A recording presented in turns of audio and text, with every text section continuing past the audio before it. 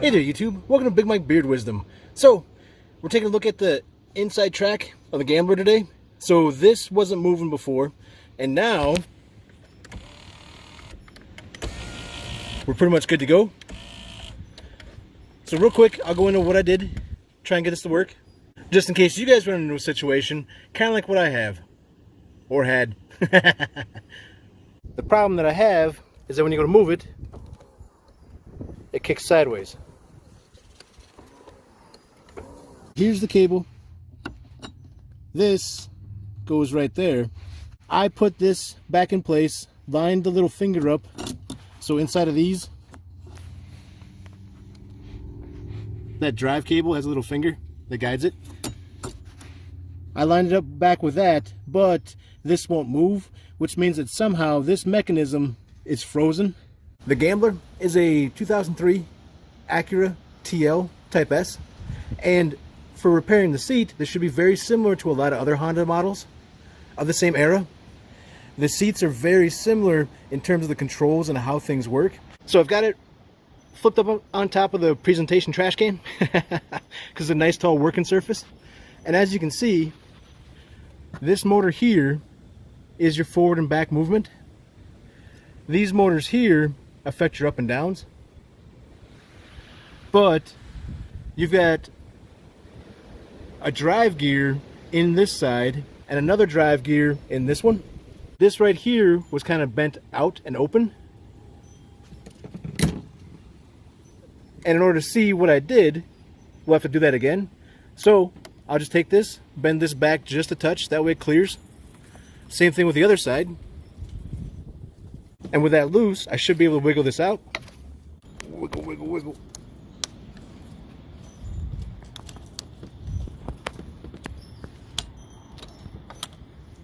And this more or less got us to where we were before. So nothing's driving this little gear piece in here. Now this little piece in here is interesting because that actually comes out. And what happens is that this side here, so that's the square kind of end on the end of that cable, goes into that gear there. That gear goes into this box, makes connection with the big long gear system in here, and moves things forward and back. You can move it up here by turning that 10mm bolt. So if you ever had to move it manually, you could do so by turning this.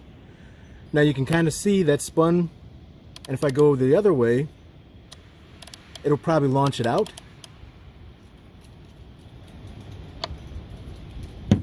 And we'll be able to take a look at what this gear looks like. So you can see, as this turns, it just spins, and those threads drive against the gear inside of here.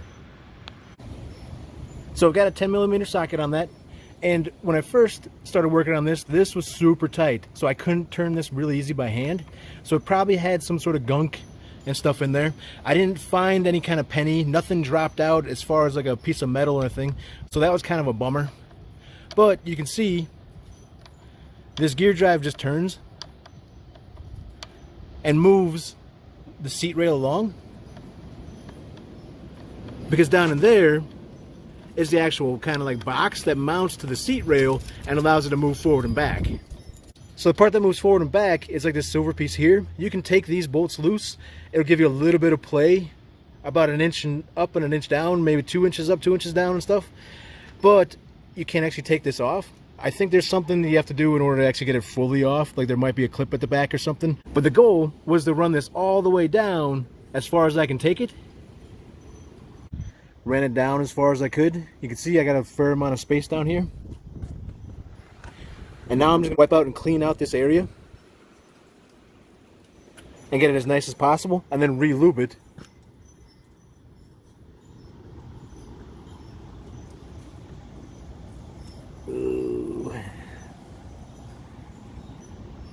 Once I got it all kind of wiped down, removed like a whole bunch of the creepy hair and stuff like that, they're trying to keep anything from binding and getting into the gear again, I just used a little bit of dry graphite film lubricant on both the rails and the gear inside, And it's amazing how much easier that turns now. So now I'm able to turn it by hand pretty easily, which is key, because if this was too tight, there was, you know, maybe something gumming up, there was maybe something wedged in there, that could be why this ejected out of here and caused the problem in the first place. So assembly's just reversing it. So install the gear. So now I'm just going to try and slip this back in place. Now if that doesn't sit where you want it to, so right now it's kind of binding, so more than likely the square isn't lined up properly. You can go ahead and turn this up here.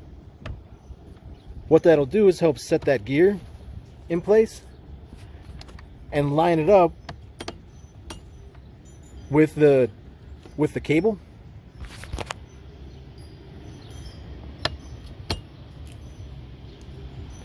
This is kind of easier with two hands because you want to have pressure on here, making sure everything's kind of lining up while pushing that way.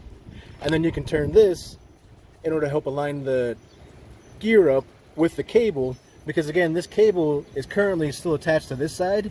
This side's not moving because this motor, when it's not in use, is pretty well locked down. So now that's all back in place. And essentially, I would try and squeeze that just a little bit. That way it's good and nice and tight and nice and flat. Same thing with this up here. Because when you go forward, it may suck the gear in. Or when you go forward, it may actually push that gear out. Having this hold on tight is what's going to keep this functioning whenever that gear winds up driving and actually pushing the gear inside out because of the helical cut. So I gave that a good squeeze with a pair of channel locks. You can see it's down pretty good. Give it a little bit of a love tap on top too. Make sure that's down pretty good. And we should be good to go. Now it's possible whenever I get it back in the vehicle, it won't bolt up quite right. In which case I'll have to just take this loose again, disconnect the cable for a second, and then set this up. That way the seat's timed properly. Now, if it's not timed properly, it might be one of those things where it seems fine going forward and back, but there might be a little bit of tension on there. But it may be one of those things where it seems like you're sitting a little crooked, you know, a little not quite right. I'm glad this wound up being pretty simple. Maybe it was just a bit of rust. Maybe it was just a whole bunch of weird gunk or something. But now that that's lubed up, everything's good to go. This moves properly. Which really helps, because it's kind of hard to sell a car if you can't move the seat to the height of the driver. So, hope you guys enjoyed the video. Feel free to like and subscribe. I'll check you next time. God, it's windy.